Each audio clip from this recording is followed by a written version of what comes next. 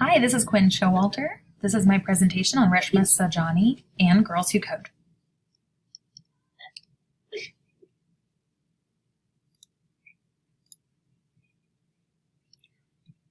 Reshma Sajani is an author, politician, lawyer, activist, and founder of Girls Who Code.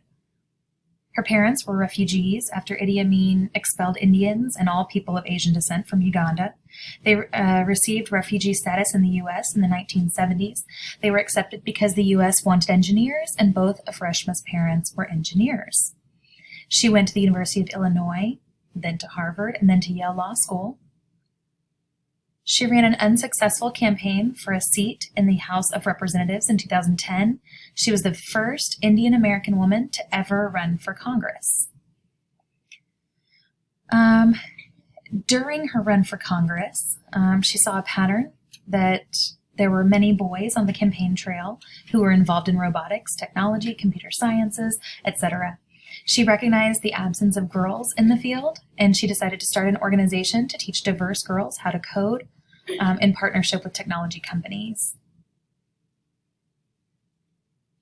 Here are some links to great resources, either about Reshma Sajani or to get to her books and her organization, Girls Who Code. I really encourage you to check out this TED Talk as an introduction to Sajani. The first book that I will review and summarize is Women Who Don't Wait in Line. This was Reshma Sajani's first book that she wrote. It came out only a couple of years after her failed attempt at a congressional seat in New York. In this book, she summarizes her experiences and all of the lessons that she learned through that experience.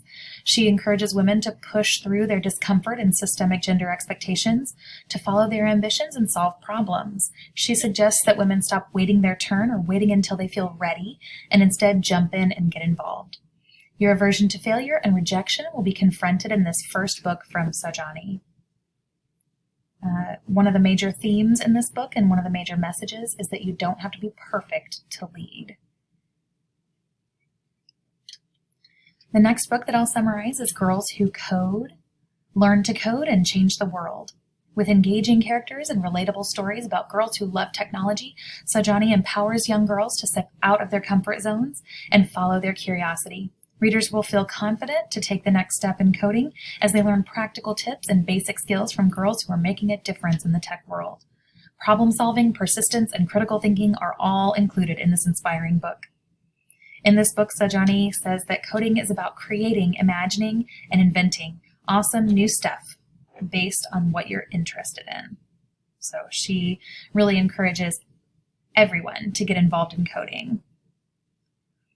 The third book that I'll summarize is Brave, Not Perfect. This is aimed at adult readers, but I think it would be excellent to use excerpts from this for middle school and high school students. Brave, Not Perfect explores the culture of people-pleasing and perfectionism that is common among young girls.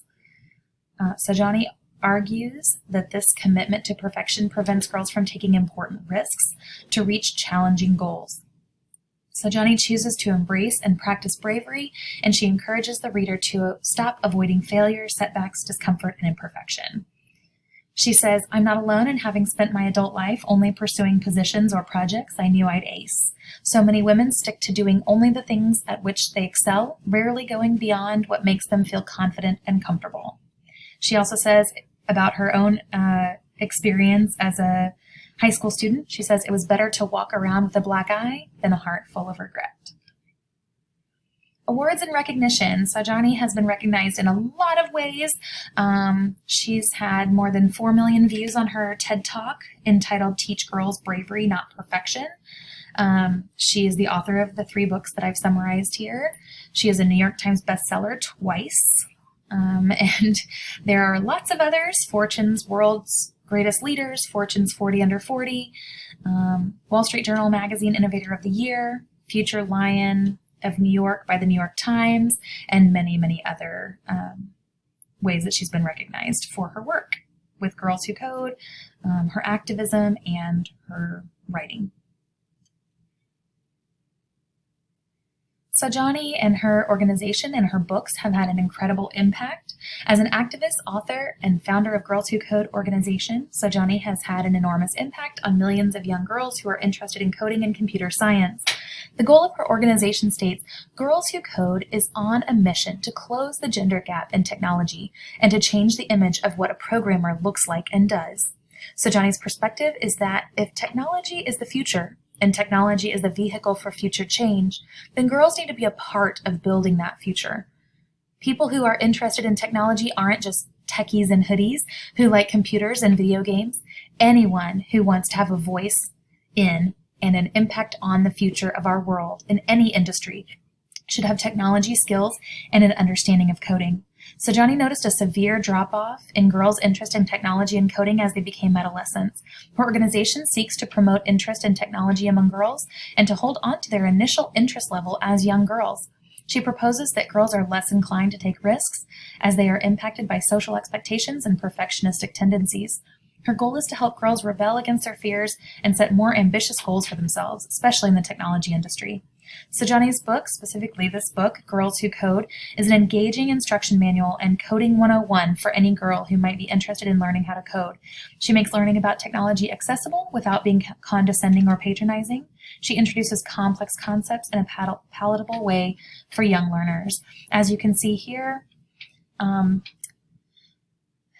one of the arguments against promoting technology for young girls is this argument that girls just maybe aren't interested in coding. Maybe girls just don't like technology, and why should we push this if girls just naturally aren't interested? But what this shows is that young girls are very interested in computer programming, very interested in coding and computer sciences, but then that interest level, or their engagement, I should say, drops off severely as they become adolescents, and then even further as they become adults and in college.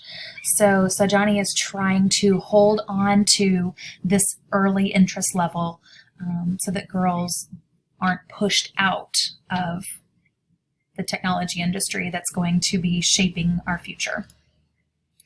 Here are some of the ways that Sajani and her organization and books have had an impact. 185,000 girls have been served through her Girls to Code program. Millions have read her books and watched her TED Talks, obviously. 50% of the girls who've been served in Girls Who Code come from historically underrepresented groups. Alumni who have already declared their majors are choosing a major in computer sciences or related fields at a rate 15 times the national average. Here is the annotated reference list. Thank you for your time.